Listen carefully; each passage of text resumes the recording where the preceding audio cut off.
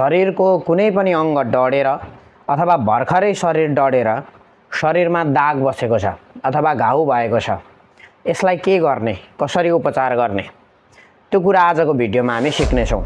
सबभन्दा सुरुमा डढेको ठाउँमा हामीले के गर्नु हुँदैन अथवा हात अथवा कुनै पनि अङ्ग डढ्ने बित्तिकै हामीले के गर्नु हुँदैन भन्ने कुरा जानौँ। हाम्रो कुनै पनि अङ्ग डढिसके पछाडि हामीले त्यसमा हल्दी लगाउनु हुँदैन। हल्दीले घाउ पकाउने गर्छ, पाक्छ र पिपले भरिन्छ, त्यही भएर हल्दी लगाउनु हुँदैन। र डढेको ठाउँमा कुनै पनि प्रकारको क्रिम अथवा कुनै पनि प्रकारको मलम लगाउनु हुँदैन।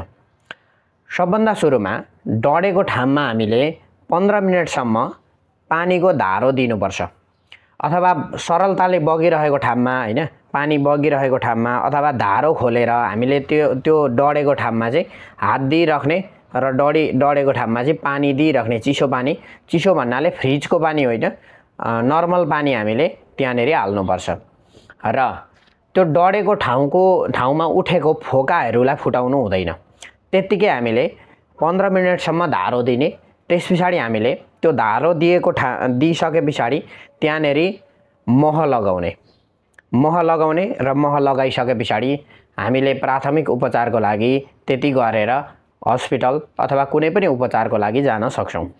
हामीले डढेको ठाउँमा कुनै पनि फोहोर कपडाले बाँध्नु पनि हुँदैन, त्यसले गर्दाखेरि हामीलाई इन्फेक्सन हुन सक्छ। त्यसैले घाउमा इन्फेक्सन नहोस् भन्नको लागि शुद्ध राम्रो कपडाले त्यसलाई ढाकेर अनि उपचारको लागि जानुपर्छ। यो भयो प्राथमिक उपचार।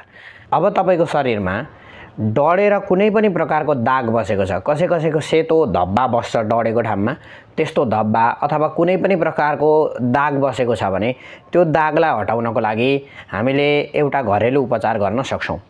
त्यसको लागि हामीले हर्रो, बर्रो र अमला, जसलाई हामीले त्रिफला पनि भन्ने गर्छौँ, त्यो त्रिफलालाई पिसेर त्यसको लेप हामीले जहाँ डढेको छ त्यहाँनेरि लगाइराख्नाले पुनः पहिलेकै जस्तो छालामा रङ आउन थाल्छ र पहिले जस्तो थियो त्यस्तै हुन थाल्छ।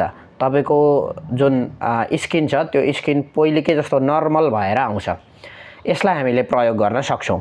यसको लागि हामीले दैनिक दिनैपिछे 15 मिनेटसम्म त्यसलाई लगाइराख्ने र धुने गर्न सक्छौँ। यसरी हामीले शरीरमा डढ्दाखेरि र डढिसके पछाडि दाग धब्बा बसिसके पछाडि उपचार गर्न सक्छौँ। आजको भिडियोमा यति नै। अर्को भिडियोमा फेरि भेट्ने नै छु। तबसम्मको लागि बिदा चाहन्छु। धन्यवाद।